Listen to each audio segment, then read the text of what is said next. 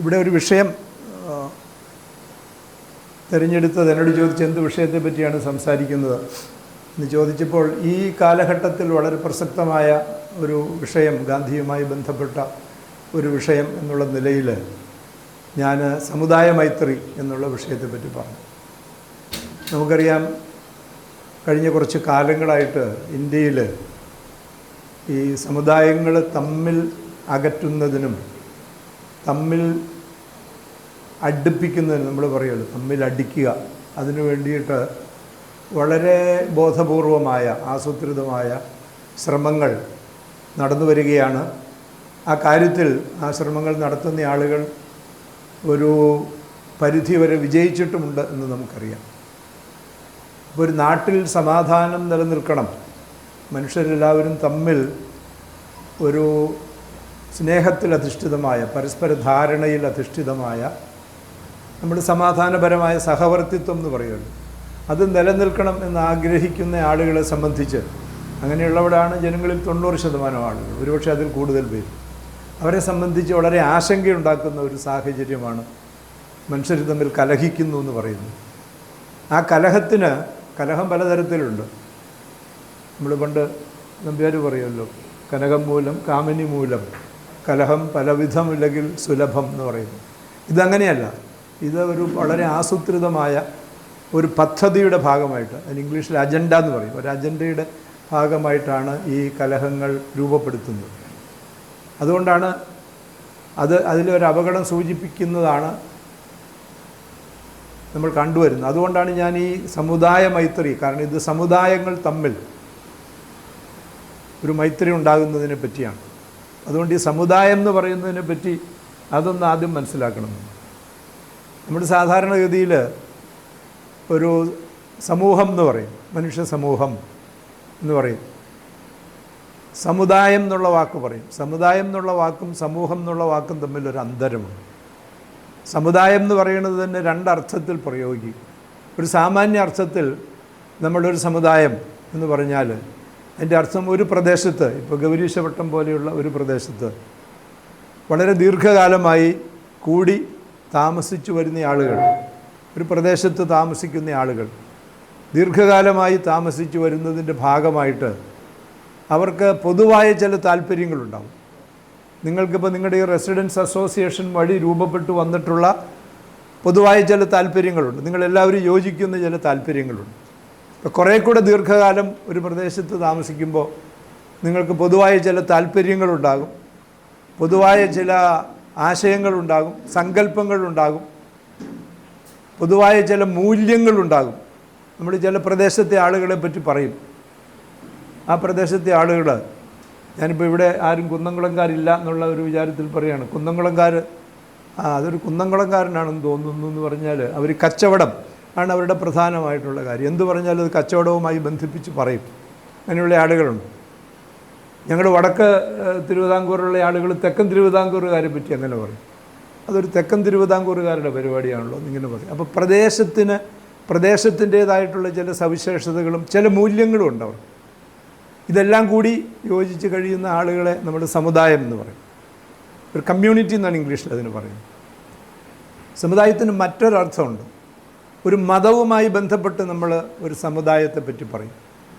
ഇപ്പോൾ ഹിന്ദു സമുദായം അല്ലെങ്കിൽ ക്രിസ്ത്യൻ സമുദായം എന്നുള്ള അർത്ഥത്തിൽ സമുദായത്തെ മതവുമായി ബന്ധപ്പെടുത്തി പറയും. അപ്പോൾ വ്യത്യാസം എന്താണ്? നമ്മളൊരു പ്രദേശത്ത് ദീർഘകാലം തുടർച്ചയായി താമസിച്ചതിൻ്റെ ഫലമായി രൂപപ്പെട്ട പൊതുവായിട്ടുള്ള മൂല്യസങ്കല്പം, പൊതുവായിട്ടുള്ള ലക്ഷ്യബോധം, പൊതുവായിട്ടുള്ള താല്പര്യങ്ങൾ എന്നുള്ളത് വിട്ടിട്ട് മതവുമായി ബന്ധപ്പെടുത്തിക്കൊണ്ടുള്ള ആചാരാനുഷ്ഠാനങ്ങൾ, ഉത്സവം, ആഘോഷങ്ങൾ ഇങ്ങനെയൊക്കെ വന്ന് അതിൻ്റെ അടിസ്ഥാനത്തിൽ ഞങ്ങൾ ഒരു പ്രത്യേക വിഭാഗത്തിൽപ്പെട്ട ആളുകളാണ്, പൊതുവായ ചില കാര്യങ്ങൾ ഷെയർ ചെയ്യുന്ന, പങ്കിടുന്ന ആളുകളാണ്, പൊതുവായ ഈശ്വരവിശ്വാസം, പൊതുവായ ആചാരരീതി, പൊതുവായിട്ടുള്ള ഉത്സവങ്ങൾ, ആഘോഷങ്ങൾ, ഇങ്ങനെ ഒരു സമുദായത്തെ പറ്റി പറയും. ഇങ്ങനെ രണ്ട് രീതിയിലാണ് സമുദായം എന്ന് പറയുന്നത്. ഈ സമുദായങ്ങൾ, അതുകൊണ്ട് ഈ സമുദായം എന്നുള്ള വാക്ക് തന്നെ ഞാൻ വളരെ ഇൻക്ലൂസീവായിട്ടാണ് ഉപയോഗിക്കുന്നത്. ഇത് രണ്ടും ഉൾപ്പെടുന്നതാണ്. മുഖ്യമായും ഈ രണ്ടാമത് പറഞ്ഞ ഈ സമുദായങ്ങളെയാണ് ഈ തമ്മിൽ യോജിക്കാതിരിക്കാൻ പ്രേരിപ്പിക്കാൻ പറ്റുന്നത് അവരെയാണ്. തമ്മിൽ സംഘർഷം ഉണ്ടാക്കാനായിട്ട് ഇങ്ങനെ ആളുകളെ സമുദായമായി തിരിച്ചിട്ട് പറയും നിങ്ങളുടെ താല്പര്യങ്ങൾക്കെതിരാണ് മറ്റ് മതവിഭാഗത്തിൽപ്പെട്ട ആളുകളുടെ താല്പര്യങ്ങൾ എന്ന് പറഞ്ഞാൽ ഇവർ തമ്മിൽ ഒരു സംഘർഷം ഉണ്ടാക്കാനായിട്ട് എളുപ്പമുണ്ടെന്നുള്ളതാണ്. ഇതാണ് ഇതിൻ്റെ ഒരു പശ്ചാത്തലം എന്ന് പറയുന്നത്. ഇത് നിങ്ങൾ മനസ്സിൽ വെച്ചുകൊണ്ട് ഞാനിനി ഒരു ചരിത്രപരമായ ചില കാര്യങ്ങൾ പറയാം, എന്നിട്ട് ഇതിലേക്ക് വരാം. ഇങ്ങനെയാണോ നിങ്ങൾ ഒരു പ്രഭാഷണം കൊണ്ട് പ്രതീക്ഷിക്കുന്നതെന്ന് എനിക്ക് നിശ്ചയമില്ല. എന്തും ആകട്ടെ, ഞാനങ്ങനെ എൻ്റെ ഒരു രീതിയിൽ പറയുകയാണ്. ഈ അധ്യാപകരാകുമ്പോഴുള്ളൊരു കുഴപ്പമാണ്. ഇപ്പോൾ ഗാന്ധിജി, നമ്മൾ ശ്രീ മോഹൻ ഗാന്ധിജിയെ പറ്റി പറഞ്ഞത്, ഗാന്ധിജിയുടെ ഏറ്റവും വലിയ സംഭാവന എന്ന് പറയുന്നത് എന്താണെന്ന് ചോദിച്ചാൽ പലരും പലതും പറയും. അതിലൊന്നാണ് ഒരു ഇന്ത്യ എന്ന് പറയുന്ന ഒരു സങ്കല്പം രൂപപ്പെടുത്തിയെടുത്തത്. അദ്ദേഹവും അദ്ദേഹത്തോടൊപ്പം തന്നെ രവീന്ദ്രനാഥ ടാഗോറും, അവർ രണ്ടുപേരുമാണ് അതിന്. പണ്ടൊരു കാർട്ടൂൺ, ഒരു ഇംഗ്ലീഷുകാരനായിട്ടുള്ള ഒരാളൊരു കാർട്ടൂൺ വരച്ചു സ്വാതന്ത്ര്യ സമരം നടക്കുന്ന കാലത്ത്. ട്രിബ്യൂണിലോ ഏത് പത്രത്തിലാണെന്ന് ഞാൻ ഓർക്കുന്നില്ല. ആ കാർട്ടൂൺ റീപ്രൊഡ്യൂസ് ചെയ്ത് കണ്ടിട്ടുണ്ട്. അതിനകത്ത് ഇന്ത്യ എന്ന് പറയുന്നത് ഒരു കാളവണ്ടി. ആ കാളവണ്ടിയെ ഒരാൾ മുന്നിൽ നിന്ന്, ഒരു വണ്ടിയാണ് അല്ലെങ്കിൽ വലിക്കുന്ന ഒരു വണ്ടിയാണെന്ന് വിചാരിക്കുക, അതിന് മുന്നിൽ നിന്ന് ഒരാൾ വലിക്കുകയാണ്. മുന്നിൽ നിന്ന് വലിക്കുന്നത് ഗാന്ധിജിയാണ്. ഒരാൾ പിന്നിൽ നിന്ന് തള്ളുവാണ്. അങ്ങനെ തള്ളുന്നത് ടാഗോറാണ്. അങ്ങനെ രവീന്ദ്രനാഥ ടാഗോറും ഗാന്ധിജിയും കൂടിയാണ് ഇന്ത്യയെ പറ്റിയുള്ള ഒരു സങ്കല്പം, ആധുനിക സങ്കല്പം, ഇന്ന് കാണുന്നതല്ല, സ്വാതന്ത്ര്യ സമരത്തിൽ കൂടി നമ്മൾ രൂപപ്പെടുത്തി എടുത്തിട്ടുള്ള ഒരു ദേശരാഷ്ട്രം എന്ന് പറയുന്ന, ഒരു ദേശം എന്ന് പറയുന്ന ഒരു സങ്കല്പം ഉണ്ടാക്കിയെടുത്ത് ഇന്ത്യ എന്ന് പറയുന്നത്. ഗീതാഞ്ജലിയിൽ ടാഗോർ ഒരു സങ്കീർത്തനം, ഒരു സാം എന്നാണ് പറയുന്നത്, അല്ലെങ്കിൽ ഒരു കീർത്തനം തന്നെ ഈ ഒരു സ്വതന്ത്ര ഭാരതത്തെ പറ്റിയുണ്ട്. ആ മനോഹര സ്വാതന്ത്ര്യ സ്വർഗമായി മാമകനാട് ഉണരണം ഈശ്വര എന്ന് പറയുന്നൊരു പ്രാർത്ഥനയുണ്ട്. എങ്ങു മാനസമൊക്കെയും നിർഭയം, എങ്ങു ശീർഷങ്ങൾ മാനസമുന്നതം. അങ്ങനെ അത് വിശദീകരിച്ച് പോകണം. ഞാൻ ആ സാം മുഴുവൻ ചൊല്ലി സമയമെടുക്കണമെന്ന് വിചാരിക്കുന്നില്ല. ഒരു സ്വാതന്ത്ര്യ സ്വർഗം എന്നാണ് ടാഗോർ പറയുന്നത്. എങ്ങു വിസ്തൃത വിജ്ഞാന സഞ്ചയം, എന്നുമെന്നും സ്വതന്ത്രം അഭംഗുരം. വെയർ നോളജ് ഈസ് ഫ്രീ, അറിവ് സ്വതന്ത്രമായിരിക്കണം എന്നുള്ളതാണ്. Where the world has not been broken up into fragments by narrow domestic walls എന്നാണ്.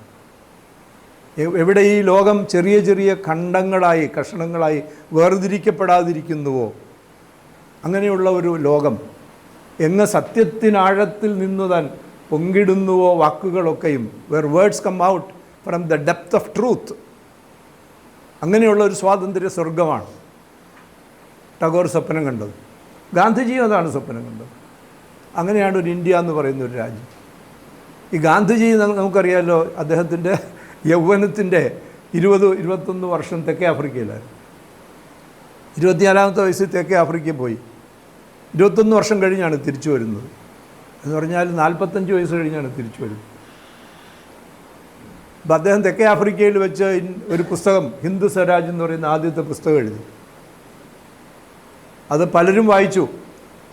ടോൾസ്റ്റോയ് വായിച്ചു. അദ്ദേഹം മരണശൈലിയിലായിരുന്നു, എന്നിട്ടും വായിച്ച് കേൾപ്പിച്ചു ഒരാൾ. എന്നിട്ട് ഗാന്ധിജിക്ക് എഴുതി, ആ പുസ്തകത്തെ പറ്റിയുള്ള അദ്ദേഹത്തിൻ്റെ അഭിപ്രായം എഴുതി.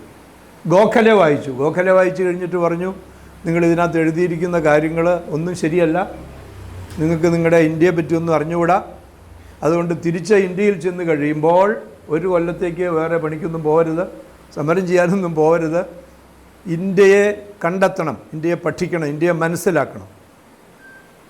ഗാന്ധിജി 1915 ഇന്ത്യയിൽ മടങ്ങി വരുന്നത്, ജനുവരി മാസത്തിലാണ്. എന്നിട്ട് എന്ത് ചെയ്തു? 1 വർഷത്തിലധികം അദ്ദേഹം ഇന്ത്യയിൽ സഞ്ചരിച്ചു.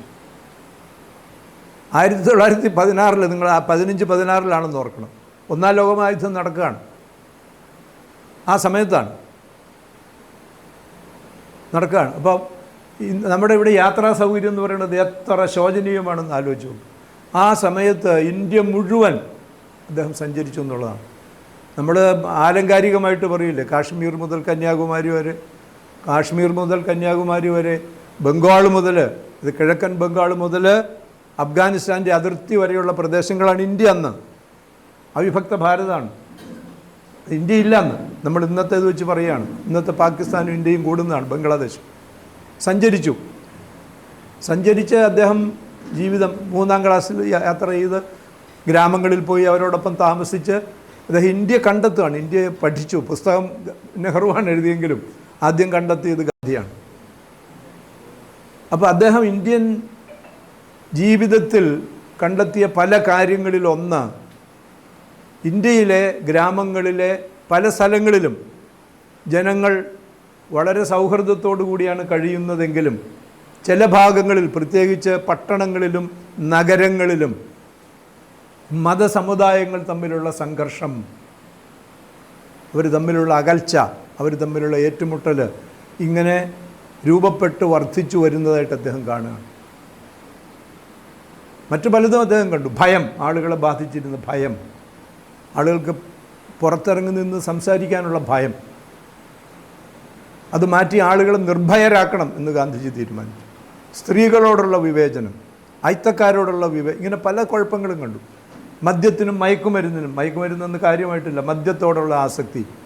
മദ്യം ഒരു വ്യാപാരമായിട്ട് ഇവിടെ അവതരിപ്പിച്ചത് ബ്രിട്ടീഷുകാരാണ്. അതിൻ്റെ ഫലമായിട്ട് ഇങ്ങനെ പല കുഴപ്പങ്ങളും ഗാന്ധിജി കണ്ടു. അതിലൊന്ന് ഈ സമുദായങ്ങൾ തമ്മിലുള്ള ഒരു സംഘർഷമാണ്. അവിടെ അദ്ദേഹം പറഞ്ഞു, നമുക്ക് സ്വാതന്ത്ര്യം കിട്ടണമെങ്കിൽ ഒരു മുന്നുപാധി എന്ന് പറയുന്നത് ഈ സമുദായങ്ങൾ തമ്മിൽ യോജിക്കണം. സമുദായങ്ങൾ തമ്മിൽ യോജിച്ചില്ലെങ്കിൽ നമുക്ക് സ്വാതന്ത്ര്യത്തിനു വേണ്ടി സ്വാതന്ത്ര്യം ആവശ്യപ്പെടാൻ സാധിക്കില്ല. സ്വാതന്ത്ര്യത്തിനു വേണ്ടി ഒരുമിച്ച് നിന്ന് പോരാടാൻ സാധിക്കില്ല. ഒരുമിച്ച് നിന്ന് പോരാടിയാൽ പോലും നേടിയെടുക്കാൻ പ്രയാസമുള്ള ഒന്നാണ് രാഷ്ട്രീയ സ്വാതന്ത്ര്യം. അപ്പോൾ വിഭജിച്ച് നിന്നാലോ വിഘടിച്ച് നിന്നാലോ തമ്മിലടിച്ചാലോ സ്വരാജ്യം, സ്വാതന്ത്ര്യം നമുക്ക് ഒരു അപ്രാപ്യമായ ഒന്നായി മാറുമെന്ന് ഗാന്ധിജിക്ക് അറിയാമായിരുന്നു. അതുകൊണ്ട് അദ്ദേഹം ഇന്ത്യയെ പുനർസൃഷ്ടിക്കുന്നതിന് വേണ്ടി ഒരു 18 നിർമ്മാണ പരിപാടി അവതരിപ്പിച്ചു. അതിൽ ആദ്യത്തെ ഇനം എന്ന് പറയുന്നത് സമുദായ മൈത്രി എന്ന് പറയുന്നതാണ്. വിഘടിച്ച് നിൽക്കുന്ന മതസമുദായങ്ങൾ തമ്മിൽ, പ്രത്യേകിച്ചും ഹിന്ദു സമുദായവും മുസ്ലിം സമുദായവും തമ്മിൽ യോജിക്കണം. അതിനുവേണ്ടി പ്രായോഗികമായ നടപടികളൊക്കെ എടുത്തു. ഞാൻ അതിൻ്റെ മുഴുവൻ ഒരു ചരിത്ര ക്ലാസ് അല്ലല്ലോ, അതുകൊണ്ട് പറഞ്ഞ് സമയമെടുക്കുന്നില്ല. അത് ശ്രമിച്ച് വിജയിച്ചതിൻ്റെ ഫലം എന്താണ്? വിജയിച്ചതിൻ്റെ ഫലം സ്വാതന്ത്ര്യ സമരത്തിൻ്റെ ഒരു ഘട്ടം കഴിഞ്ഞപ്പോൾ, പ്രത്യേകിച്ചും ആദ്യത്തെ വലിയ സമരമായ 1920-21 നിസ്സഹകരണ പ്രസ്ഥാനം കഴിഞ്ഞപ്പോൾ ഇന്ത്യയിൽ ഹിന്ദു സമുദായവും മുസ്ലിം സമുദായവും തമ്മിൽ യോജിച്ച് നിന്ന് ഇന്ത്യൻ നാഷണൽ കോൺഗ്രസിനോടൊപ്പം നിന്ന്, അന്നത്തെ ഇന്ത്യൻ നാഷണൽ കോൺഗ്രസിനോടൊപ്പം നിന്ന് സമരം ചെയ്യാൻ തയ്യാറായി എന്നുള്ളതാണ്. അത് വലിയ ഒരു സംഭവമായി തീർന്നു. അത് നിരന്തരമായി ഗാന്ധിജി അത് പ്രചരിപ്പിച്ചു. ഈ 18 നിർമ്മാണ പരിപാടികളിലെ ആദ്യത്തെ ഇനമായ സമുദായ മൈത്രി എന്ന് പറയുന്നത്. പക്ഷേ അതിന് ചില പ്രശ്നങ്ങൾ ഉണ്ടാവുകയും അങ്ങനെയാണ് ഇന്ത്യ രണ്ടായി വിഭജിക്കപ്പെട്ടത് എന്ന് നമുക്കറിയാം. പക്ഷേ ഇന്നും ഞാൻ ആദ്യം സൂചിപ്പിച്ചതുപോലെ നമ്മുടെ നാട്ടിൽ കാണുന്നത് ആളുകളെ ഏറ്റവും എളുപ്പം സംഘടിപ്പിക്കാൻ പറ്റുന്നത് അവരുടെ മതവികാരത്തെ സ്പർശിച്ചുകൊണ്ടാണ്. ആളുകളെ വൈകാരികമായി ഇളക്കി വിടുന്നതിനും വികാരങ്ങൾക്ക് തീ കൊളുത്തുന്നതിനും ഏറ്റവും പറ്റിയ വികാരം എന്ന് പറയുന്നത് മതവികാരമാണ്. കാരണം അത് നമ്മുടെ സ്വത്വത്തെ തന്നെ രൂപപ്പെടുത്തുന്നതിൽ ഏറ്റവും നിർണായകമായി സ്വാധീനിക്കുന്ന ഒന്നാണ് ഈ മതത്തിൻ്റെ സ്വാധീനം എന്ന് പറയുന്നത്. അത് നമ്മുടെ ബേസിക്കായിട്ടുള്ള, അടിസ്ഥാനപരമായിട്ടുള്ള നമ്മുടെ വ്യക്തിത്വത്തിൻ്റെ ഒരു ഭാഗമാണെന്ന് നമുക്കറിയാം, നമ്മുടെ മതവിശ്വാസം എന്ന് പറയുന്നത്. അതില്ലാത്ത ആളുകൾക്ക് വ്യത്യസ്തമാണെങ്കിൽ പോലും. അതുകൊണ്ട് ഈ മതത്തിൻ്റെ പേരിൽ മതസമുദായങ്ങളെ വിഭജിക്കുന്നതിനും അവരെ തമ്മിൽ പരസ്പര യോജിക്കാത്ത താല്പര്യങ്ങളുള്ള ആളുകളാണ് നിങ്ങൾ എന്ന് പറഞ്ഞ് താല്പര്യ സംഘർഷമുണ്ടാക്കി അവരെ തമ്മിലടിപ്പിച്ച് രാഷ്ട്രീയ മുതലെടുപ്പ് നടത്തുന്നതിന് വേണ്ടിയിട്ടുള്ള ഒരു പരിശ്രമം, അതിൻ്റെ ഒരു ഇരകളാണ് വാസ്തവത്തിൽ ഇന്നത്തെ ഇന്ത്യയിലെ ജനങ്ങൾ എന്ന് നമ്മൾ തിരിച്ചറിയേണ്ടതായിട്ടുണ്ട്. ഇത് അന്നത്തെ അത് ഗാന്ധിജിയുടെ കാലത്ത് അത് വളരെ വിജയകരമായി അദ്ദേഹം അത് കൈകാര്യം ചെയ്ത് സമുദായ മൈത്രി രൂപപ്പെടുത്തിയതാണ്. പക്ഷേ ഇന്ന് വീണ്ടും അത് വരികയാണ് ചെയ്യുന്നത്. ഇങ്ങനെ വരുന്നു. ഇനി ഇതിനൊരു അന്തർദേശീയ പശ്ചാത്തലം ഉണ്ടെന്നുള്ളത് ഞാൻ നിങ്ങളോട് പറയാം. ഒരു അല്പമായി ഞാൻ ആ കാര്യം സൂചിപ്പിച്ചു പോവാം. നമുക്കറിയാം ഈ ലോകം രണ്ട് ശാക്തിക ചേരികളായിട്ട് വേർതിരിഞ്ഞ് നിൽക്കുമായിരുന്നു ഒരു കാലത്ത്. ഇവിടെ ഇരിക്കുന്നതിലധികം പേര് മുതിർന്ന ആളുകളായതുകൊണ്ട് അവർക്ക് വളരെ നന്നായി ഓർമ്മയുണ്ടാകും. ഒന്ന്, ഒരു സോഷ്യലിസ്റ്റ് ചേരി, സോവിയറ്റ് യൂണിയൻ്റെ നേതൃത്വത്തിലുള്ള ഒരു സോഷ്യലിസ്റ്റ് ചേരി ഒരു ഭാഗത്തും, അമേരിക്കയുടെയും പടിഞ്ഞാറൻ യൂറോപ്പിലെ രാജ്യങ്ങളുടെ നേതൃത്വത്തിലുള്ള വേറൊരു ചേരി, ഒരു മുതലാളിത്ത ചേരി എന്ന് പറയും. അവരുടെ ഉദാരവാദത്തിൻ്റെ, ലിബറലിസത്തിൻ്റെ ഒരു ചേരി, ജനാധിപത്യത്തിൻ്റെ ചേരി എന്ന് അവർ അവകാശപ്പെടും. അങ്ങനെ രണ്ട് ചേരികളായിട്ട് സോഷ്യലിസത്തിൻ്റെയും മുതലാളിത്തത്തിൻ്റെയും സാമ്പത്തിക ശാസ്ത്രത്തിലെ പരികല്പനകൾ വെച്ച് പറഞ്ഞാൽ അങ്ങനെ നിൽക്കുമായിരുന്നു. നമുക്കറിയാം 1989, 90 എന്ന് പറയുന്ന വർഷങ്ങൾ ലോക ചരിത്രത്തിലെ ഏറ്റവും നിർണായകമായ ഒരു സംഭവം ഉണ്ടായ വർഷങ്ങളാണ്. ഇതിൻ്റെ അവസാനം എന്താണ്? സോവിയറ്റ് യൂണിയൻ ഇല്ലാതായി എന്നുള്ളതാണ്. USSR എന്ന് പറയുന്നത് യുണൈറ്റഡ് സോവിയറ്റ് സോഷ്യലിസ്റ്റ് റിപ്പബ്ലിക് എന്നാണ് അതിൻ്റെ മുഴുവൻ പേര്. അത് ശിഥിലമായി പോയി, ഡിസിൻറ്റഗ്രേറ്റ് ചെയ്തു. അതിൽ സോവിയറ്റുകൾ എന്ന് പറഞ്ഞിരുന്ന രാജ്യങ്ങളുണ്ട്, ചെറിയ ചെറിയ ചെറിയ രാജ്യങ്ങൾ. അസർബൈജാൻ എന്ന് പറയുന്ന നാട്, ലിത്വേനിയ, ലാറ്റ്വിയ, എസ്തോണിയ തുടങ്ങിയിട്ടുള്ള ചെറിയ രാജ്യങ്ങളുണ്ട്. റഷ്യയാണ് ഏറ്റവും വലിയ രാജ്യം. ആ രാജ്യങ്ങളെല്ലാം സ്വതന്ത്രമായി, സ്വാതന്ത്ര്യം പ്രഖ്യാപിച്ചു അവർ. റഷ്യ അവരെ ആക്രമിക്കാനൊക്കെ നോക്കി, സാധിച്ചില്ല എന്നുള്ളതാണ്. അങ്ങനെ ഈ ലോകത്ത് ഈ കമ്മ്യൂണിസ്റ്റ് ചേരി അല്ലെങ്കിൽ സോഷ്യലിസ്റ്റ് ചേരി എന്ന് പറയുന്ന ഒരു ചേരി ഇല്ലാതായി തീരുകയാണ് ചെയ്തത്. അപ്പോൾ ഈ ബൈപോളാർ യൂണിവേഴ്സ് എന്നാണ് ഈ ലോകത്തെപ്പറ്റി പറഞ്ഞിരുന്നത്. രണ്ട് ധ്രുവങ്ങൾ, ഒന്ന് മുതലാളിത്തത്തിൻ്റെ ധ്രുവം, മറ്റത് സോഷ്യലിസത്തിൻ്റെ ധ്രുവം. ഇതിൽ ഒരു ധ്രുവം അങ്ങ് ഇല്ലാതാകുകയാണ് ചെയ്യുന്നത്. അപ്പോൾ എന്താ, ഇതൊരു യൂണിപോളാർ വേൾഡായിട്ട് ഒരു ഏകധ്രുവ ലോകക്രമം ഇവിടെ രൂപപ്പെട്ടു വരുന്നു എന്ന് പറഞ്ഞു. ഇതോടുകൂടി വളരെ പ്രശസ്തനായിട്ടുള്ള ഫുക്കുയാമ എന്ന് പറയുന്ന ഒരു സാമൂഹ്യ ശാസ്ത്രജ്ഞൻ, അദ്ദേഹം ഒരു സിദ്ധാന്തം തന്നെ എഴുതി, ഒരു പുസ്തകമുണ്ട്. അത് എന്താണ്? ദി എൻഡ് ഓഫ് ഹിസ്റ്ററി, ചരിത്രം അവസാനിച്ചിരിക്കുന്നു. മനുഷ്യരാശിയുടെ ചരിത്രം ഒരു പുതിയ ഒരു ചരിത്രത്തിലേക്ക് മാനവരാശി പ്രവേശിക്കുകയാണ് സോവിയറ്റ് യൂണിയൻ തകർന്നതോടുകൂടി. അങ്ങനെ ഇരിക്കുമ്പോൾ വേറൊരാൾ പറഞ്ഞു, ഒരു സാമൂഹ്യ ശാസ്ത്രജ്ഞൻ, ഒരു പൊളിറ്റിക്കൽ സയൻറ്റിസ്റ്റ്, രാഷ്ട്ര സിദ്ധാന്തങ്ങൾ ആവിഷ്കരിക്കുന്ന സാമുവൽ പി ഹണ്ടിങ്ടൺ എന്ന് പറയുന്ന അമേരിക്കയിലെ ഒരു വലിയ പൊളിറ്റിക്കൽ സോഷ്യോളജിസ്റ്റുണ്ട്. അങ്ങേര് പറഞ്ഞു, ഇന്നുവരെ മാനവരാശിയുടെ ഭാവി നിർണയിക്കുന്നത് ഈ സംഘർഷത്തിൽ സോഷ്യലിസ്റ്റ് ബ്ലോക്കും അതുപോലെ ക്യാപിറ്റലിസ്റ്റ് ബ്ലോക്കും തമ്മിലുള്ള ഈ ഏറ്റുമുട്ടലിൽ ആര് ജയിക്കും എന്നുള്ളതിൻ്റെ അടിസ്ഥാനത്തിലാണ് മാനവരാശിയുടെ ഭാവി രൂപപ്പെടാൻ പോകുന്നത്. അതുവരെ നമ്മളൊരു അന്തരാളാവസ്ഥയിലാണ്, ഏതാണെന്ന് അറിഞ്ഞുകൂടാ. ആര് ജയിക്കുന്നോ അവർ നിർണയിക്കും ഇനി എന്താണ് മാനവരാശിയുടെ ഭാവി എന്നുള്ളത്. അങ്ങനെയാണ് ചെയ്തിരുന്നത്. പക്ഷേ അങ്ങനെയല്ല സംഭവിക്കാൻ പോകുന്നത്. ഒരു പുതിയ സംഘർഷം ഉരുത്തിരിയാൻ പോകുന്നു ലോകത്ത് എന്നാണ് സാമുവൽ ഹണ്ടിങ്ടൺ പറഞ്ഞത്. ഒരു പുതിയ സംഘർഷം എന്താണ്? അത് രണ്ട് നാഗരികതകൾ തമ്മിലുള്ള ഒരു സംഘർഷം, രണ്ട് സിവിലൈസേഷൻസ്. എന്താണ്? ഒന്ന് വെസ്റ്റേൺ സിവിലൈസേഷൻ, പാശ്ചാത്യ നാഗരികത. പാശ്ചാത്യ നാഗരികത എന്ന് പറഞ്ഞാൽ നമുക്കറിയാമല്ലോ, യൂറോപ്പ്, പ്രത്യേകിച്ച് പടിഞ്ഞാറൻ യൂറോപ്പ്, അമേരിക്ക, ഇവർ പ്രതിനിധാനം ചെയ്യുന്ന ഒരു നാഗരികതയ്ക്കാണ്, ഒരു സിവിലൈസേഷനാണ് നമ്മൾ വെസ്റ്റേൺ സിവിലൈസേഷൻ, പാശ്ചാത്യ നാഗരികത എന്ന് പറയുന്നത്. അല്ലെങ്കിൽ പാശ്ചാത്യ സംസ്കാരം എന്നും ചിലപ്പോൾ പറയും. വേറെ പല സംസ്കാരങ്ങളുണ്ട് ലോകത്തിൽ. ഇപ്പോൾ ഇന്ത്യയുടെ സംസ്കാരം എന്ന് പറയുന്നത് ഇതിൽ നിന്ന് വേറിട്ട് നിൽക്കുന്ന ഒന്നാണ്. കുറേ കൂടെ മതത്തിലും ആധ്യാത്മികതയിലും അധിഷ്ഠിതമായിട്ടുള്ള ഒന്നാണ് ഇന്ത്യൻ സംസ്കാരം എന്നാണ് പൊതുവെ ചിത്രീകരിക്കപ്പെടുന്നത്. വാസ്തവം എന്തായാലും ചൈനയുടേതായിട്ടുള്ളൊരു സിവിലൈസേഷനുണ്ട്. അത് ഒരു കൺഫ്യൂഷ്യസ് എന്ന് പറയുന്ന വലിയൊരു ചിന്തകനുണ്ടായിരുന്നു. അദ്ദേഹത്തിൻ്റെ ധാർമ്മികതയെ പറ്റിയിട്ടുള്ള, എത്തിക്സിനെ പറ്റിയിട്ടുള്ള കാഴ്ചപ്പാടിൽ അധിഷ്ഠിതമായി രൂപപ്പെട്ടു വന്നൊരു നാഗരികതയാണ്. നമുക്കറിയാം, ഈ പടിഞ്ഞാറൻ യൂറോപ്യൻ രാജ്യങ്ങൾ, നമ്മൾ മിഡിൽ ഈസ്റ്റ് എന്ന് പറയുന്ന മധ്യപൂർവ്വ ദേശം എന്ന് പറയുന്ന സ്ഥലമുണ്ട്. അവിടെയും ഇന്തോനേഷ്യയിലും ഒക്കെയുള്ള മുസ്ലിം സമുദായങ്ങൾ, മുസ്ലിം മതം അനുവർത്തിക്കുന്ന ആളുകളുണ്ട്. അവർ രൂപപ്പെടുത്തിയിട്ടുള്ള ഒരു ഇസ്ലാമിക് സിവിലൈസേഷൻ എന്ന് പറയുന്നതുണ്ട്. ജപ്പാനിൽ ഇതിൽ നിന്ന് വ്യത്യസ്തമായിട്ടുള്ള ഒരു നാഗരികതയുണ്ട്. പക്ഷേ ഹണ്ടിങ്ടൺ പറയുന്നത് ഇനി ലോകത്തിൻ്റെ ഗതിയും നമ്മുടെയൊക്കെ മാനവരാശിയുടെ ഭാവിയും നിർണ്ണയിക്കാൻ പോകുന്നത് രൂപപ്പെട്ടു വരുന്നൊരു പുതിയ സംഘർഷം. അത് പാശ്ചാത്യ നാഗരികത, അത് പ്രമുഖമായും ഒരു ക്രിസ്ത്യൻ സിവിലൈസേഷനാണെന്നാണ് ഹണ്ടിങ്ടൺ വാദിക്കുന്നത്. ഇതൊരു ക്രൈസ്തവ നാഗരികതയാണ്. അതും ഒരു ഇസ്ലാമിക നാഗരികതയും തമ്മിൽ ഉള്ള സംഘർഷമാണ് ഇനി രൂപപ്പെട്ടു വരുന്നത്.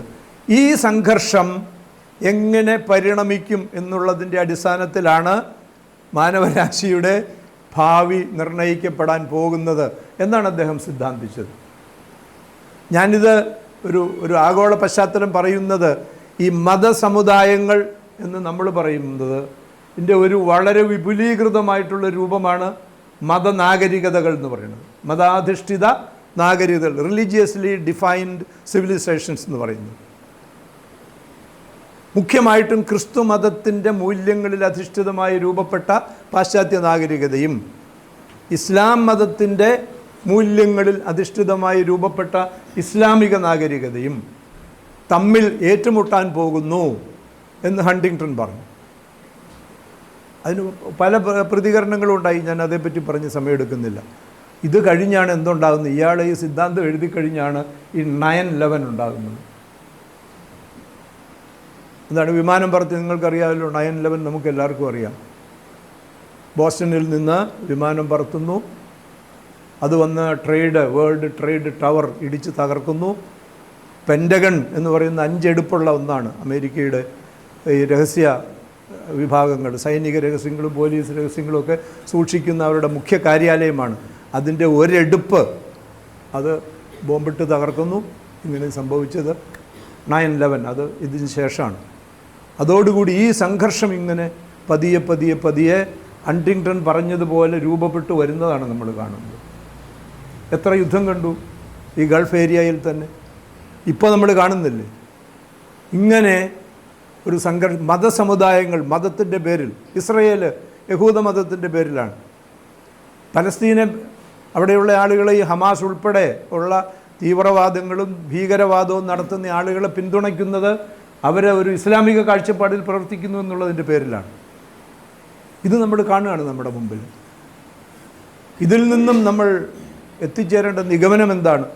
ഗാന്ധിജി ഇന്ത്യൻ സ്വാതന്ത്ര്യ സമരത്തെ പങ്കെടുക്കുന്നതിന് മുമ്പ് ഇന്ത്യയുടെ ഗ്രാമഗ്രാമാന്തരങ്ങളിൽ സഞ്ചരിച്ചപ്പോൾ അവിടെ മതസമുദായങ്ങൾ തമ്മിൽ ഉണ്ടായിക്കൊണ്ടിരിക്കുന്ന അകൽച്ചയും സംഘർഷവും മനസ്സിലാക്കി മതസമുദായങ്ങൾ യോജിച്ച് സൗഹാർദ്ദത്തോടു കൂടി മുമ്പോട്ട് പോകുന്നില്ലെങ്കിൽ സ്വാതന്ത്ര്യം കിട്ടില്ല എന്ന് മാത്രമല്ല, സ്വാതന്ത്ര്യം ലഭിച്ചു കഴിഞ്ഞാൽ നമുക്ക് ഒരു നല്ല ജീവിതക്രമം കെട്ടിപ്പടുക്കണ്ടേ ഈ നാട്ടിൽ?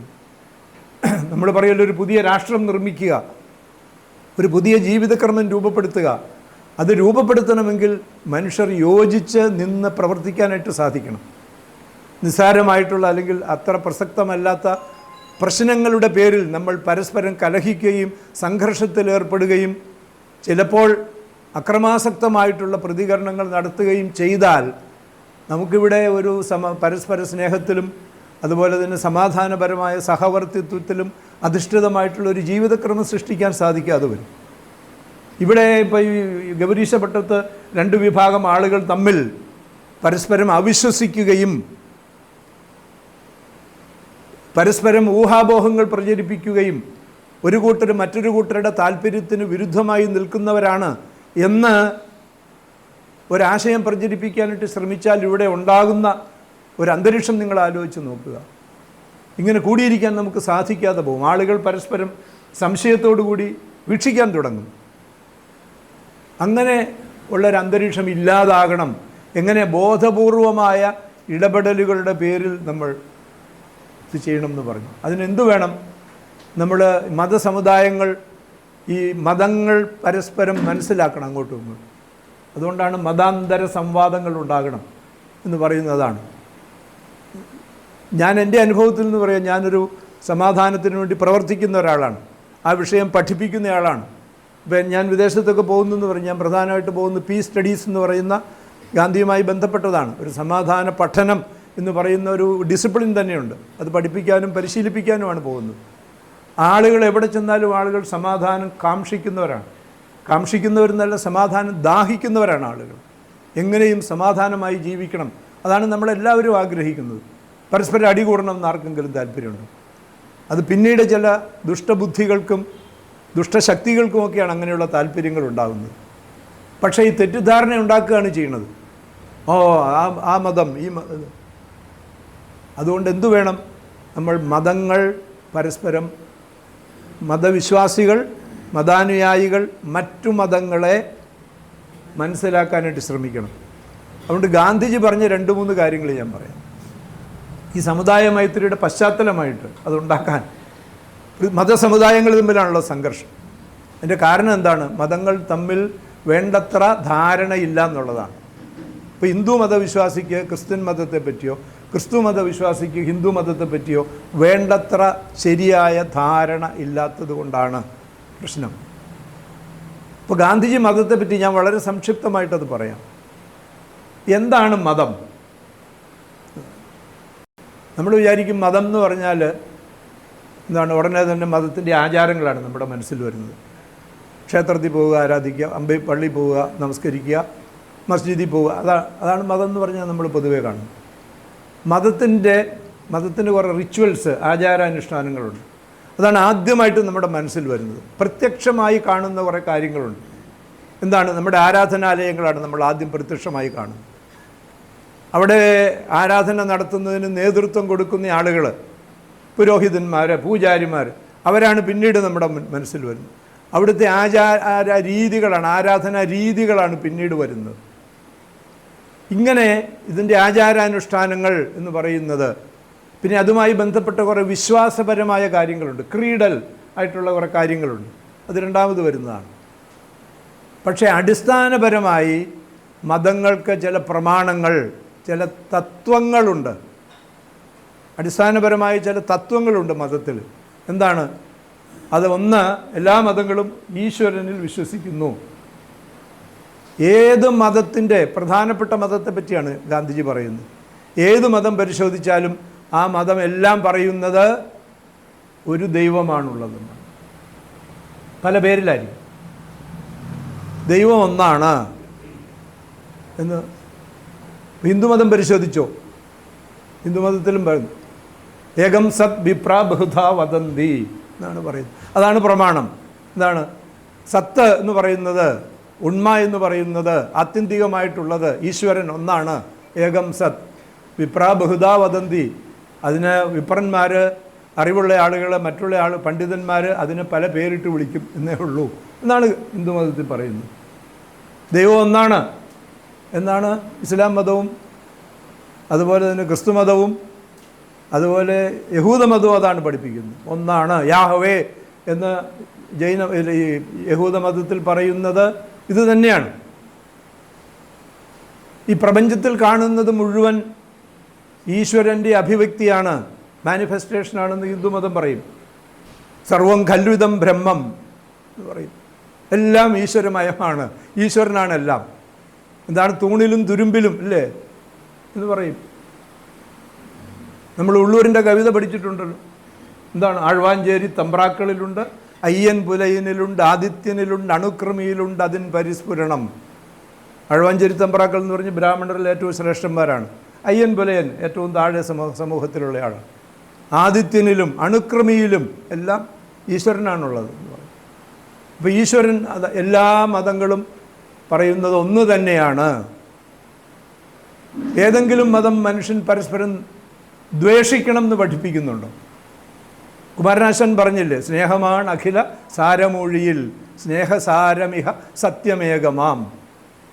ആശാൻ പറഞ്ഞു. ഇതാണ് എല്ലാ മതങ്ങളും പഠിപ്പിക്കുന്ന, അതാണ് മനുഷ്യരെ പരസ്പരം സ്നേഹിക്കണം. യേശുക്രിസ്തുവാണ് അത് ഏറ്റവും കടത്തി പറഞ്ഞത്. എന്താണ്? നീ നിൻ്റെ ശത്രുവിനെ സ്നേഹിക്കണം എന്ന് പറഞ്ഞു. ആദ്യം പറഞ്ഞത് നീ നിൻ്റെ അയൽക്കാരനെ, നിന്നെ പോലെ തന്നെ നിൻ്റെ അയൽക്കാരനെ സ്നേഹിക്കണം എന്ന് പറഞ്ഞിട്ട് പിന്നെ യഹൂദന്മാരുടെ ഒരു ബന്ധങ്ങൾ പഠിച്ചു കഴിഞ്ഞപ്പോൾ അദ്ദേഹം പറഞ്ഞു, നീ നിൻ്റെ ശത്രുവിനെ നിന്നെ പോലെ, എന്നുവെച്ചാൽ അയൽക്കാരനാണ് മിക്കവാറും ശത്രുവായിട്ട് വരുന്നത് എന്ന് യേശുക്രിസ്തുവിന് മനസ്സിലായി കാണും ഒരുപക്ഷെ. സ്നേഹിക്കണം എന്നാണ് പറഞ്ഞത്. സ്നേഹിക്കുക ഉണ്ണി, നീ നിന്നെ ദ്വേഷിക്കുന്ന ജനത്തെയും എന്ന് നമ്മുടെ കവി അത് പരാവർത്തനം ചെയ്തിട്ടുണ്ട്. ഇതേ കാര്യം തന്നെ പറഞ്ഞിട്ടുണ്ടെന്നുള്ളതാണ്. അങ്ങനെ ഗാന്ധിജി പറയുന്നത് എല്ലാ മതങ്ങളുടെയും അടിസ്ഥാനപരമായ മൂല്യങ്ങൾ ഒന്നു തന്നെയാണ്. ഒരേ ഈശ്വരനിൽ വിശ്വസിക്കുന്നു. മതം എന്തിനു വേണ്ടിയാണ് ഉണ്ടായത്? ഈ ജീവിതത്തിൻ്റെ ആത്യന്തിക സത്യം എന്താണ് എന്ന് അന്വേഷിക്കലാണ് മതം എന്ന് പറയുന്നത്. ജീവിതത്തിന് എന്തെങ്കിലും അർത്ഥമുണ്ടോ? നമ്മളെല്ലാം ചോദിക്കുന്നൊരു ചോദ്യമാണ്.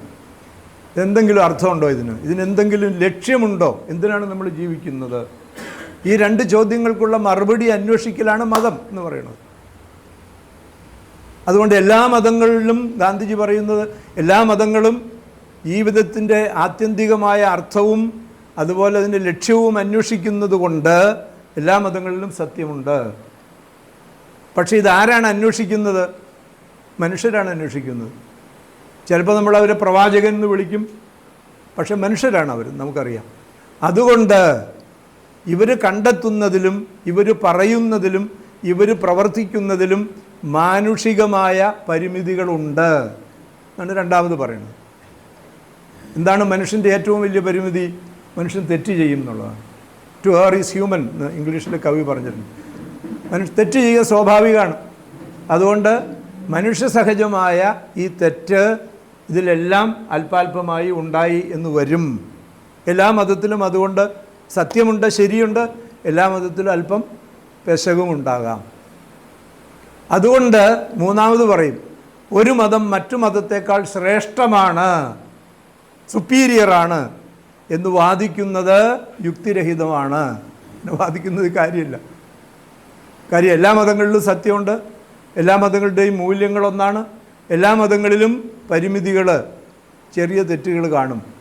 അതുകൊണ്ട് എൻ്റെ മതമാണ് മറ്റു മതങ്ങളെക്കാൾ ശ്രേഷ്ഠം എന്ന് അവകാശപ്പെടുന്നത് യുക്തിസഹമല്ല, ശരിയുമല്ല. അതുകൊണ്ട് എന്തു വേണം? നമ്മളെല്ലാ മതങ്ങളെയും തുല്യമായി കാണാൻ അഭ്യസിക്കണം. എനിക്ക് എൻ്റെ മതമായിരിക്കും പ്രിയപ്പെട്ടത്, അതിന് കുഴപ്പമില്ല. പക്ഷേ മറ്റുള്ളവൻ്റെ മതം എൻ്റെ മതത്തേക്കാൾ മോശമാണ് എന്ന് ധരിക്കരുത്. എൻ്റെ മതത്തെ പോലെ തന്നെ അവന് പ്രിയപ്പെട്ടതാണ് അവൻ്റെ മതം. ഇതാണ് equality of religions and equal respect for religions എന്നാണ് ഗാന്ധിജി പറഞ്ഞത്. എല്ലാ മതങ്ങളും തുല്യമാണ്. എല്ലാ മതങ്ങളെയും ഒരുപോലെ ആദരിക്കണം. എനിക്ക് ഏറ്റവും പ്രിയപ്പെട്ടത് എൻ്റെ മതമായിരിക്കും. അതുപോലെ തന്നെ മറ്റുള്ളവർക്കും അങ്ങനെയാണ്. അതുകൊണ്ട് തുല്യമായി ആദരിക്കാനായിട്ട് പഠിക്കണം. അതോടൊപ്പം ഗാന്ധിജി പറയും, നമ്മൾ ഈ മതങ്ങളും തമ്മിലുള്ള ബന്ധം വഷളാകാനുള്ള ഒരു കാരണം എന്താണ്? ഞാൻ ഒരു ക്രിസ്തു മതത്തിൽ ജനിച്ചു വളർന്ന ആളാണെങ്കിൽ ഞാൻ ഹിന്ദു മതം പഠിക്കാൻ ശ്രമിക്കുന്നു. അങ്ങനെ പഠിച്ചു വന്നു കഴിയുമ്പോൾ പറയുകയാണ് ഇതിനകത്ത് ഇന്ന കുഴപ്പങ്ങളുണ്ട്. ഇസ്ലാം മതം പഠിക്കുന്നു, അതിനകത്ത് അതിൽ ഇന്ന കുഴപ്പങ്ങളുണ്ട്. എന്നിട്ട് ഈ ഞാൻ കണ്ടുപിടിക്കുന്ന ഈ തെറ്റുകൾ, കുഴപ്പങ്ങൾ അതിങ്ങനെ ഹൈലൈറ്റ് ചെയ്ത് പറയും, പർവ്വതീകരിച്ച് അതിങ്ങനെ പറയും. എന്നിട്ട് അങ്ങനെയാണ് സംഘർഷങ്ങൾ ഉണ്ടാകുന്നത്. അതുകൊണ്ട് ഗാന്ധിജി ഇതിന് വളരെ പ്രായോഗികമായൊരു പരിഹാര മാർഗം നിർദ്ദേശിച്ചു. എന്താണെന്നറിയാമോ? നിങ്ങൾ മറ്റു മതങ്ങളെ എങ്ങനെ പഠിക്കണം? റെവറൻഷ്യൽ, ഞാൻ ഗാന്ധിയെ ഉദ്ധരിച്ച് പറയാണ്, reverential study of the scriptures of other faiths. മറ്റുള്ള വിശ്വാസങ്ങളിലെ, മറ്റുള്ള മതങ്ങളിലെ അവരുടെ വേദഗ്രന്ഥങ്ങൾ നമ്മൾ ആദരപൂർവം വായിക്കണം, ആദരപൂർവം പഠിക്കണം. എന്തിനാണ് പഠിക്കുന്നത്? അതിൽ നിന്ന് സ്വാംശീകരിക്കാവുന്ന എന്തെങ്കിലും നല്ല കാര്യങ്ങളുണ്ടെങ്കിൽ അത് സ്വാംശീകരിക്കുകയും അതുപയോഗിച്ച് സ്വയം മാറിത്തീരുകയും എൻ്റെ മതത്തിൽ എന്തെങ്കിലും പരിമിതികൾ പോരായ്മ ചെയ്യാൻ അത് പ്രയോജനപ്പെടുമെങ്കിൽ അത് പ്രയോജനപ്പെടുത്തുകയും ചെയ്യുന്നതിന് വേണ്ടിയാകണം നമ്മൾ മറ്റു മതങ്ങളിൽ നിന്ന് മതങ്ങളുടെ ഗ്രന്ഥങ്ങളെ പഠിക്കേണ്ടത്, മറ്റു മതങ്ങളെ പഠിക്കേണ്ടത്. ഗ്രന്ഥങ്ങളിൽ നിന്ന് മാത്രമല്ല പഠിക്കുന്നത്, മനുഷ്യരിൽ നിന്നും പഠിക്കാം. അങ്ങനെ ചെയ്യണം. ഇപ്പം ഈ തെറ്റുകൾ ഉണ്ടല്ലോ മതങ്ങളിൽ, അത് തന്നെ ആരാണ് കൈകാര്യം ചെയ്യുന്നത്? തെറ്റുകൾ കണ്ടെത്താനും അത് വിമർശിക്കാനും തിരുത്താനും ഉള്ള ചുമതല അതാത് മതാനുയായികൾക്ക് വിട്ടുകൊടുക്കുക. ഇസ്ലാം മതത്തിലെ തെറ്റ് കണ്ടുപിടിക്കൽ, ഹിന്ദു മതത്തിലെ തെറ്റ് കണ്ടുപിടിക്കൽ ക്രിസ്ത്യാനിയായ എൻ്റെ പണിയല്ല. കാരണം എൻ്റെ മതത്തിനകത്തുണ്ട് ഈ കുഴപ്പങ്ങളെ, അത് കണ്ടുപിടിക്കുകയും തിരുത്തുകയും ചെയ്യുക ആ ചുമതല ഞാൻ ഏറ്റെടുക്കുകയും മറ്റുള്ള മതങ്ങളിലെ തെറ്റുകൾ ഉണ്ടെങ്കിൽ അത് കണ്ടുപിടിക്കുന്നതിനും തിരുത്തുന്നതിനുമുള്ള ചുമതല അതാത് മതാനുയായികൾക്ക് വിട്ടുകൊടുക്കുകയും ചെയ്യുക. ഇങ്ങനെ ചെയ്യുമെങ്കിൽ മതങ്ങൾ തമ്മിലുള്ള ബന്ധം എന്ന് പറയുന്നത് ഏറ്റവും ആരോഗ്യകരമായി നമുക്ക് രൂപപ്പെടുത്താനും നിലനിർത്താനും മുമ്പോട്ട് കൊണ്ടുപോകാനും സാധിക്കും.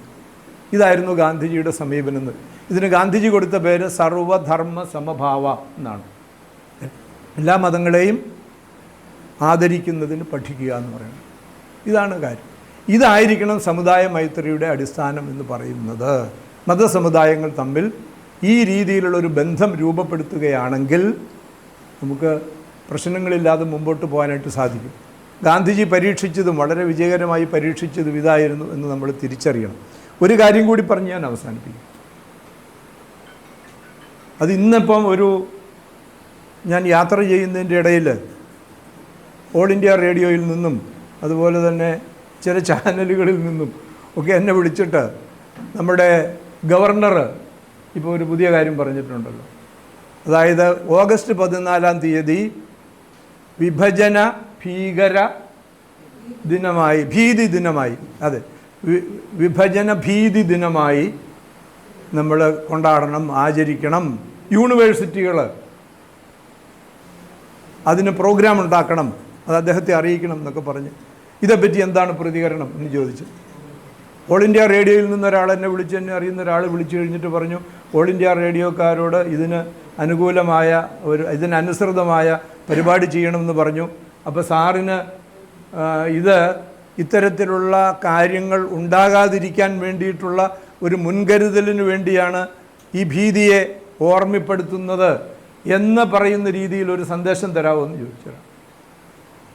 ഞാൻ പറഞ്ഞു, ഞാൻ ഇതിനോട് യോജിക്കുന്നയാളല്ല, അദ്ദേഹം പറഞ്ഞതിനോട് യോജിക്കുന്നയാളല്ല.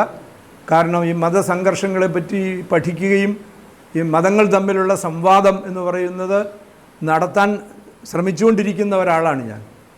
അത് നാട്ടിലും പുറത്തുമൊക്കെ അത് ചെയ്യുന്ന ഒരാളാണ്.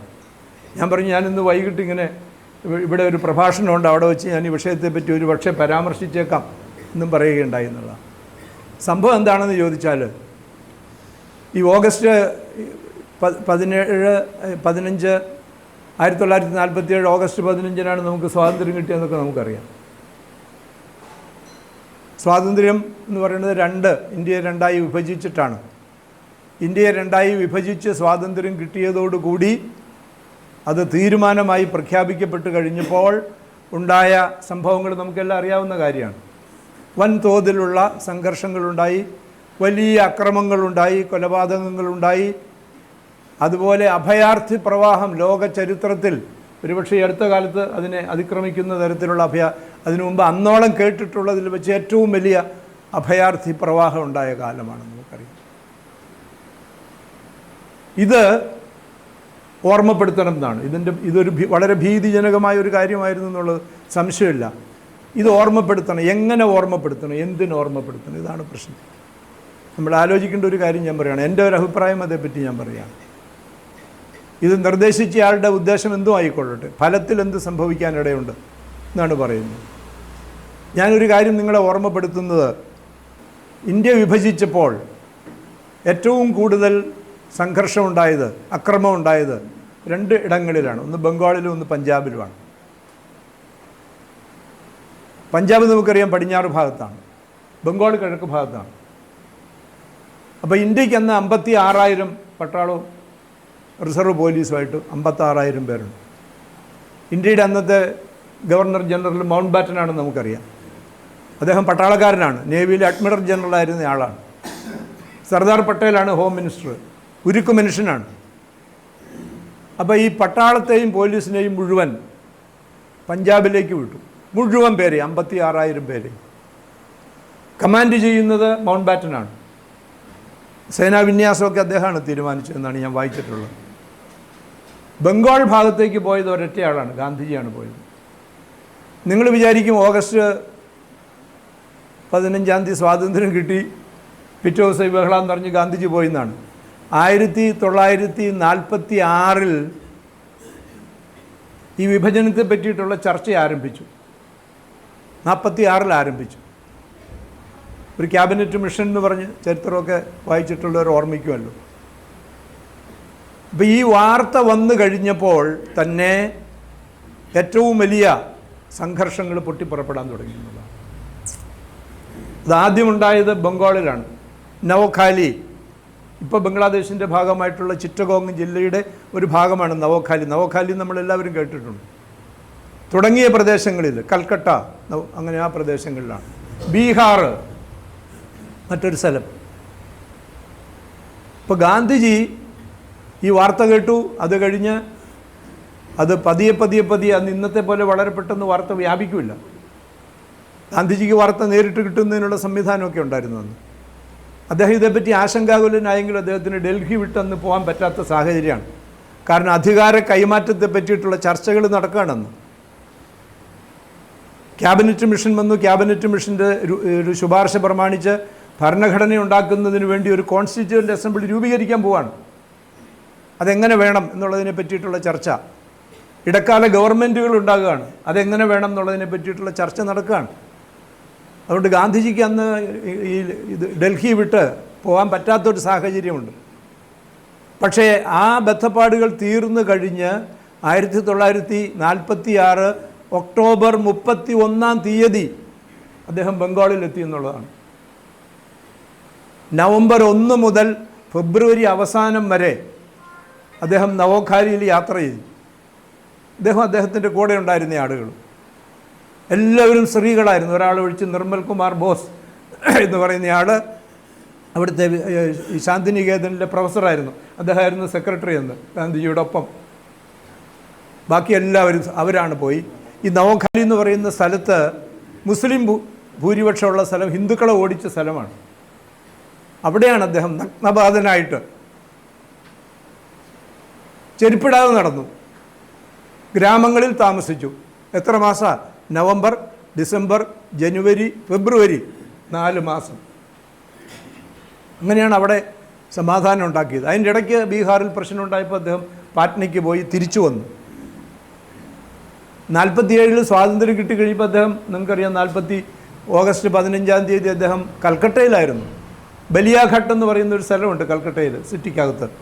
ആ ബലിയാഘട്ടിലെ ഒരു മുസ്ലിം വീട്ടിലാണ് അദ്ദേഹം താമസിച്ചത്.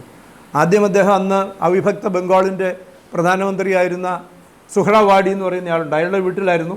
അത് കഴിഞ്ഞ് പിന്നെ മറ്റൊരാളുടെ വീട്ടിലേക്ക്, ഗാനി എന്ന് പറയുന്ന ഒരു മുസ്ലിം സുഹൃത്തിൻ്റെ വീട്ടിലേക്ക് അദ്ദേഹം താമസം മാറ്റി. അവിടെയാണ് താമസിച്ചിരുന്നത്. അവിടെ വീണ്ടും സംഘർഷം ഉണ്ടായപ്പോഴാണ് ഗാന്ധിജിയുടെ ഐതിഹാസികമായ ഫാസ്റ്റ്, സെപ്റ്റംബർ 1 ആരംഭിച്ച ഫാസ്റ്റുണ്ട്. ആ ഫാസ്റ്റ് 3 ദിവസം കൊണ്ട് ബംഗാളിൽ കലാപം അവസാനിച്ചു എന്നുള്ളതാണ്. 3 ദിവസം. ഇങ്ങനെ സമാധാനം ഉണ്ടാക്കുന്നതിന് വേണ്ടി ഗാന്ധിജി അവിടെ വിജയകരമായി പരിശ്രമിക്കുകയും ബംഗാളും ഒന്നടങ്കം സമാധാനമുള്ള ഉണ്ടായിത്തീർന്നു എന്നുള്ളതാണ്. 56,000 പട്ടാളവും പോലീസും പോയിട്ട് പഞ്ചാബിൽ സമാധാനം ഉണ്ടാക്കാൻ സാധിച്ചില്ല. നിങ്ങൾക്കറിയാം, അവിടെ നിന്നാണ് കൂടുതൽ അഭയാർത്ഥി പ്രവാഹം ഉണ്ടായത്, പടിഞ്ഞാറൻ ഭാഗത്തു നിന്നാണ്. ഇതാണ് സംഭവിച്ച യഥാർത്ഥത്തിലുള്ളത്. അപ്പോൾ ഇങ്ങനെ ഒരു സമുദായ മൈത്രിക്ക് വേണ്ടി പരിശ്രമിച്ചതിനെ പറ്റിയാണോ നമ്മൾ പറയേണ്ടത്? നമ്മൾ വിഭജനത്തിൻ്റെ സമയത്ത് ഹിന്ദുക്കളും മുസ്ലിങ്ങളും തമ്മിൽ അങ്ങോട്ടും ഇങ്ങോട്ടും കൊന്നൊടുക്കി വളരെ ഭീതിജനകമായ ഒരു അന്തരീക്ഷം സൃഷ്ടിച്ചു എന്നുള്ള ആ ഭീതിയെ പറ്റിയാണോ നമ്മൾ പുതിയ തലമുറയോട് പറയേണ്ടത്? അതോ ഗാന്ധിജി അവിടെ നടത്തിയ എപ്പിക് ഫാസ്റ്റ് എന്ന് പറയും, 3 ദിവസത്തെ ഉപവാസമാണ്, 3 ദിവസം കൊണ്ട് സമാധാനം ഉണ്ടായി. അതിനെപ്പറ്റി ബ്രിട്ടീഷുകാർ തന്നെ എഴുതിയതാണ്, എപ്പിക് ഫാസ്റ്റ് എന്നാണ് എഴുതിയത്. ഐതിഹാസികമായിട്ടുള്ള ഒരു 3 ദിവസത്തെയാണ് സംഭവം. അതുപോലെ ഈ നവഖാലിയിൽ ഉണ്ടാക്കിയ സമാധാനത്തെ പറ്റി മൗണ്ട് ബാറ്റൻ പ്രഭു പറഞ്ഞത് ഞങ്ങളുടെ 56,000 പട്ടാളക്കാർക്ക് പഞ്ചാബിൽ സാധിക്കാത്ത കാര്യം ഇന്ത്യയുടെ 1 മാൻ ബൗണ്ടറി ഫോഴ്സ് എന്നാണ് പറഞ്ഞത്. ഒറ്റയാൾ പട്ടാളം എന്ന് വേണമെങ്കിൽ നമുക്ക് വിളിക്കാം. ആ ഒറ്റയാൾ പട്ടാളം ബംഗാളിൽ സാധിച്ചു എന്നാണ് പറഞ്ഞത്. നമ്മൾ എന്ത് കാര്യമാണ് കുട്ടികളോട് പറയേണ്ടത്? അതാണ് എനിക്ക് ചോദിക്കാനുള്ള ചോദ്യം. നമ്മൾ ഭീതിയെ പറ്റിയാണോ പറയേണ്ടത്? അതോ ആളുകൾ കൽക്കട്ടയിൽ എന്താ സംഭവിച്ചതെന്ന് ഞാൻ പറയാം. ഗാന്ധിജി ആദ്യം ചെന്ന് സുഹ്രാവാഡിയുടെ വീട്ടിൽ താമസിക്കുന്നു എന്നറിഞ്ഞ് അവിടെയുള്ള ആളുകൾ, 2 മതത്തിൽപ്പെട്ട ആളുകളും ആയുധങ്ങളുമായി ഗാന്ധിജിയുടെ വീട്ടിൽ വന്നു. പ്രത്യേകിച്ച് ഹിന്ദുക്കൾ വന്നിട്ട് ഇവിടെ താമസിക്കാൻ പാടില്ല എന്ന് പറഞ്ഞു. മുസ്ലിങ്ങളാണ് ഞങ്ങളെ കൊല്ലുന്നത്, അതുകൊണ്ട് ഗാന്ധിജി ഇവിടെ താമസിക്കാൻ പാടില്ല, ആക്രമിക്കുമെന്ന് പറഞ്ഞ് ആയുധമായിട്ട് വന്നു. ഗാന്ധിജി ഇറങ്ങിച്ചെന്നു. ആദ്യം വീടിൻ്റെ മട്ടുപ്പാവിൽ നിന്നു, പിന്നീട് ഇറങ്ങിച്ചെന്നിട്ട് നിങ്ങൾക്ക് എന്താണ് വേണ്ടത്? മൗണ്ട് ബാറ്റൻ്റെ ആറ്റൻബറോയുടെ സിനിമയിൽ കാണിക്കുന്നുണ്ട് ആളുകൾ പിന്നോക്കം പോകുന്നത്. അങ്ങനെ ചെയ്ത ആളുകൾ ഗാന്ധിജി ഉപവസിക്കുന്നുവെന്ന് പറഞ്ഞപ്പോൾ അങ്ങേര് മരിക്കട്ടെ എന്ന് മുദ്രാവാക്യം വിളിച്ചവരാണ്. 2 ദിവസം കൊണ്ട് 2-ാം ദിവസം രാത്രിയായപ്പോൾ സമാധാന ഉടമ്പടി ഉണ്ടാക്കി. ഇതാണ് സംഭവിച്ചത്. ഈ ഗാന്ധിജി ആക്രമിക്കാൻ ചെന്ന ആളുകൾ ആയുധങ്ങൾ കൊണ്ടുവന്ന് അദ്ദേഹം താമസിക്കുന്ന വീടിൻ്റെ ഗേറ്റിൻ്റെ അവിടെ കൊണ്ടുവന്ന് കൂട്ടിയിട്ടു.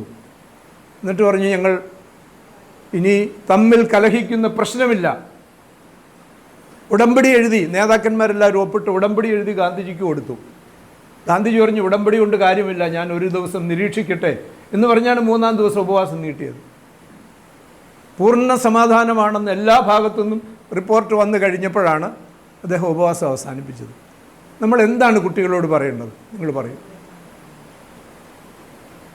ഈ അക്രമം സൃഷ്ടിച്ച ഭീതിയെ പറ്റിയാണോ പറയേണ്ടത്? അതോ ഈ ഉപവാസം സൃഷ്ടിച്ച ഒരു ഐക്യമുണ്ടല്ലോ, ഒരു സമുദായ മൈത്രി ഉണ്ടല്ലോ.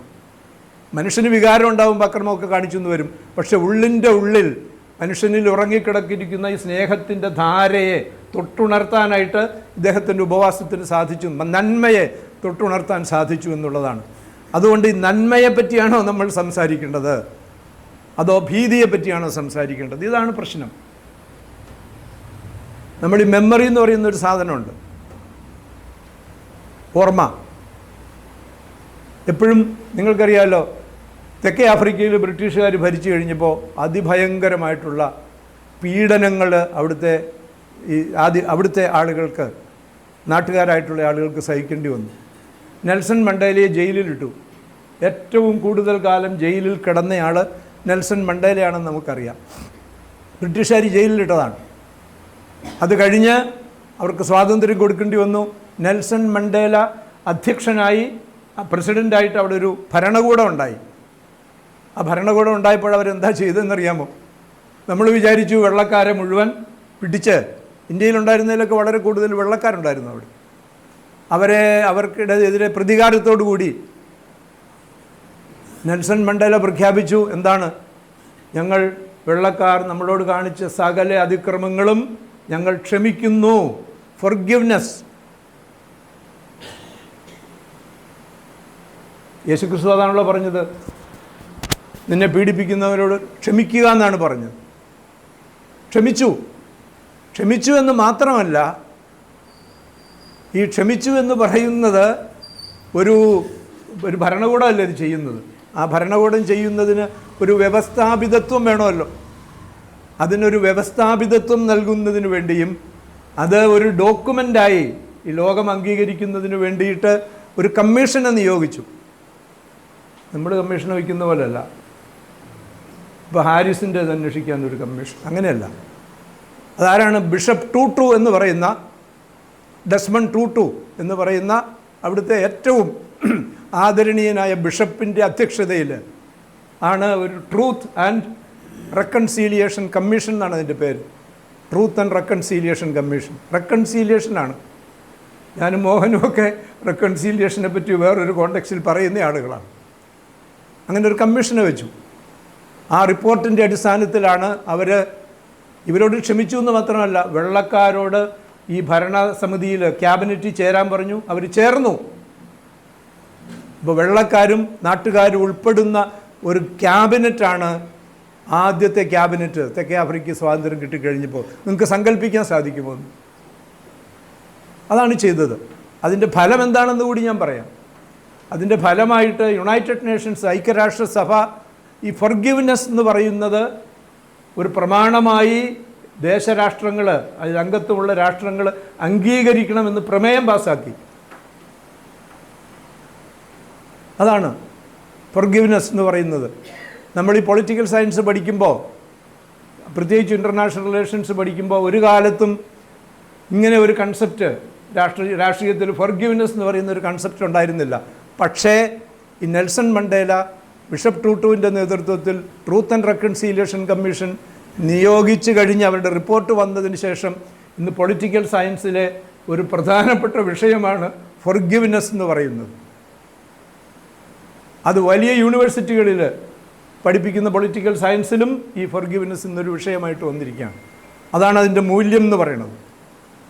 അതുകൊണ്ട് നമ്മൾ എന്താണ് ഓർമ്മിക്കേണ്ടത് എന്ന് നമ്മൾ പറയണം. നമ്മൾ ഓർമ്മിക്കേണ്ടത് ഭീതി, അക്രമത്തെ പറ്റിയാണോ, അത് ജനിപ്പിച്ച ഭീതിയാണോ നമ്മൾ ഓർമ്മിക്കേണ്ടത്, അതോ മനുഷ്യൻ്റെ മനസ്സിലെ നന്മയെ തൊട്ടുണർത്തിയ സംഭവങ്ങളുണ്ട്, ആ സംഭവമാണോ ഓർമ്മിക്കേണ്ടത്? ഓഗസ്റ്റ് 14 ഗാന്ധിജിയുടെ ഉപവാസത്തെയാണോ, അതിൻ്റെ ഫലമായിട്ട് ബംഗാളിലുണ്ടായ സമാധാനത്തെയാണോ നമ്മൾ ഉയർത്തിക്കാട്ടേണ്ടത്, അതോ അതിനു മുമ്പുണ്ടായ അക്രമങ്ങളുടെ പേരിൽ മനുഷ്യൻ്റെ മനസ്സിൽ രൂപീകരിക്കപ്പെട്ട ഭീതിയാണോ ഉയർത്തിക്കാട്ടേണ്ടത് എന്നുള്ളതാണ് പ്രശ്നം. ഞാനതിൻ്റെ ഉത്തരം നിങ്ങൾക്ക് സ്വയം തീരുമാനിക്കാനായി വിട്ടുതരികയാണ്. അതുകൊണ്ട് ഈ ഓർമ്മകളെപ്പറ്റി അതുകൂടെ പറഞ്ഞ് ഞാൻ അവസാനിപ്പിക്കാം. ഈ ഓർമ്മകളെ നമ്മൾ എങ്ങനെ കൈകാര്യം ചെയ്യുന്നു എന്നുള്ളത് ഇന്ന് വളരെ പ്രധാനമാണെന്നുള്ളത്. ഇന്നിപ്പോൾ നമ്മൾ എന്താ പറയുക, ബേബർ ആക്രമിച്ചപ്പോൾ അങ്ങനെ ചെയ്തു, മുഗളന്മാരാക്രമിച്ചപ്പോൾ നമ്മൾ അങ്ങനെ ചെയ്തു. ഞാൻ തിരുവനന്തപുരത്ത് നിന്നാണല്ലോ സംസാരിക്കുന്നത്. ഇപ്പോൾ തിരുവനന്തപുരത്തെ ശ്രീപത്മനാഭസ്വാമി ക്ഷേത്രത്തിലെ ഒരു നിലവറ തുറക്കുന്നതിനെ പറ്റിയിട്ടുള്ള ഒരു തർക്കം വരികയാണല്ലോ. ഈ സ്വർണ്ണമൊക്കെ എവിടുന്ന് വന്നു? നിങ്ങളെ ഈ എന്തെന്നാ ശ്രീപത്മനാഭസ്വാമി ക്ഷേത്രത്തിൻ്റെ ചരിത്രം പ്രത്യേക വിഷയമായി പഠിച്ചിട്ടുള്ള ശശിഭൂഷണുണ്ടല്ലോ, അദ്ദേഹത്തോട് ചോദിക്കുക. അദ്ദേഹം എഴുതിയിട്ടുണ്ടല്ലോ. അതാണ് മാർത്താണ്ഡവർമ്മ രാജാവ് അന്ന് പിടിച്ചടക്കി പല രാജ്യങ്ങളും, ചെറിയ നാട്ടുരാജ്യങ്ങളൊക്കെ പിടിച്ചടക്കി, കൊച്ചു കൊച്ചു കൊച്ചു പ്രദേശങ്ങൾ. അവിടെയൊക്കെ അവരുടെ എല്ലാം ക്ഷേത്രങ്ങളിൽ ഉണ്ടായിരുന്ന സമ്പാദ്യങ്ങൾ അതെല്ലാം കൊണ്ടുവന്നാണ് ഇവിടെ നിലവറയ്ക്കകത്ത് വെച്ചതെന്നുള്ളത് അദ്ദേഹം എഴുതിയിട്ടുണ്ട്, ചരിത്ര പുസ്തകത്തിൽ എഴുതിയിട്ടുള്ളതാണ്. അങ്ങനെ എന്തെല്ലാം സംഭവങ്ങൾ ലോകത്തുണ്ട്. അതുകൊണ്ട് ഇനിയിപ്പോൾ ഉടനെ തന്നെ പറയുകയാണ്, ഇത് ഞങ്ങളുടെ ഇവിടുന്ന് മാർത്താണ്ഡവർമ്മ മഹാരാജാവ് പണ്ട് എടുത്തുകൊണ്ട് പോയതാണ്, അത് തിരിച്ചു തരണം, നിലവറ തുറക്ക്. ഞങ്ങളുടെ പറയാൻ പറ്റുമോ? നമുക്ക് ചരിത്രത്തിൽ തിരുത്താൻ പറ്റാത്ത പല കാര്യങ്ങളും പണ്ട് സംഭവിച്ചിട്ടുണ്ടാകും. അതിൻ്റെ ഓർമ്മകൾ നമ്മൾ എങ്ങനെ കൈകാര്യം ചെയ്യണം എന്നുള്ളത് വളരെ പ്രധാനപ്പെട്ട ഒരു സംഗതി. അത് തുടർന്നും മനുഷ്യൻ്റെ മനസ്സിൽ വിദ്വേഷം ജനിപ്പിക്കുന്നതിനും പക ജനിപ്പിക്കുന്നതിനും അതിൻ്റെ പേരിൽ വൈരാഗ്യം വളർത്തുന്നതിനും പ്രതികാരം ചെയ്യുന്നതിനും വേണ്ടിയാണോ ഉപയോഗിക്കേണ്ടത്? കഴിഞ്ഞുപോയി എത്രയോ തലമുറ മുമ്പ് സംഭവിച്ചിട്ടുള്ളതാണ്. ഇന്നത്തെ തലമുറ പരസ്പരം യോജിച്ച് ജീവിക്കേണ്ടവരാണ്. ഒരു പ്രദേശത്ത് കാലം മാറി, വ്യവഹാരങ്ങൾ മാറി എന്നുള്ള സത്യം അംഗീകരിച്ച് പോവുകയല്ലേ ചെയ്യേണ്ടത്. അതുകൊണ്ട് ഏത് തരം ഓർമ്മകളെ നമ്മൾ എങ്ങനെ കൈകാര്യം ചെയ്യണം എന്നുള്ളതും വളരെ പ്രസക്തമായിട്ടുള്ളൊരു കാര്യമാണ്. ഓർമ്മയെ നമ്മൾ വളരെ ശ്രദ്ധാപൂർവം കൈകാര്യം ചെയ്യുന്നില്ലെങ്കിൽ ഈ ഓർമ്മകൾ ആയുധങ്ങളായി മാറും, കലാപമായി മാറും, കൊലകളായി മാറും എന്ന് നമ്മൾ വിസ്മരിക്കരുതെന്നുള്ളതാണ്. ഇങ്ങനെ വളരെ പണ്ട് 4, 5, 6, 7, 10 നൂറ്റാണ്ട് മുമ്പ് നടന്ന ഒരു കാര്യത്തിൻ്റെ ഓർമ്മ പുതുക്കി അത് നിങ്ങളുടെ മനസ്സിൽ വീണ്ടും വീണ്ടും ജനിപ്പിച്ച് അത് വിദ്വേഷമുണ്ടാക്കുന്നതിനും അത് പകയിലേക്കും പ്രതികാരത്തിലേക്കും നയിക്കുന്നതിനും വേണ്ടി ആരെങ്കിലും ശ്രമിച്ചാൽ നമുക്ക് ഗൗരീശപട്ടത്തെ ആളുകൾക്ക് ഒരുമിച്ചിരുന്ന് പറയാം, ഞങ്ങളില്ല അതിന്, ഞങ്ങൾ ഇവിടെ സമാധാനത്തോടുകൂടി ജീവിക്കാനാണ് ആഗ്രഹിക്കുന്നതെന്ന് പറയാം. അത് അങ്ങനെ ഒരു മറുപടി പറയാൻ പറ്റിയ ഒരു കൂട്ടായ്മയാണ് ഒരു റെസിഡൻസ് അസോസിയേഷൻ എന്ന് പറയുന്നത് എന്നുള്ളതാണ് ഇത്തരം റെസിഡൻസ് അസോസിയേഷനുകളുടെ പല പ്രസക്തികളിലൊന്ന് എന്ന് ഞാൻ സൂചിപ്പിക്കുകയാണ്. അതുകൊണ്ട് നിങ്ങൾക്ക് അത്തരത്തിലുള്ള ഭാവാത്മകമായിട്ടുള്ള പോസിറ്റീവായിട്ടുള്ള മറുപടികൾ രൂപപ്പെടുത്താനും നയിക്കാനും സാധിക്കട്ടെ. അങ്ങനെ നമുക്കൊരു സമുദായ മൈത്രിയുടെ തുരുത്തുകൾ ആക്കി നമ്മുടെ ഈ റെസിഡൻസ് അസോസിയേഷനുകളെ മാറ്റാനായിട്ട് സാധിക്കണം. അങ്ങനെ സാധിക്കണമെങ്കിൽ ഇത്തരം വിഷയങ്ങളെപ്പറ്റി ഗൗരവതരമായ ചർച്ചകൾ നടക്കണം. അങ്ങനെയുള്ള ചർച്ചകൾ നടത്തുന്ന ഒരു സംഘം എന്നുള്ള നിലയിൽ ഞാൻ നിങ്ങളെ വീണ്ടും അഭിനന്ദിക്കുകയും അഭിവാദ്യം ചെയ്യുകയും ചെയ്തുകൊണ്ട് ഒരിക്കൽ കൂടി നന്ദി പറഞ്ഞ് ഞാനെൻ്റെ വാക്കുകൾ അവസാനിപ്പിക്കുന്നു.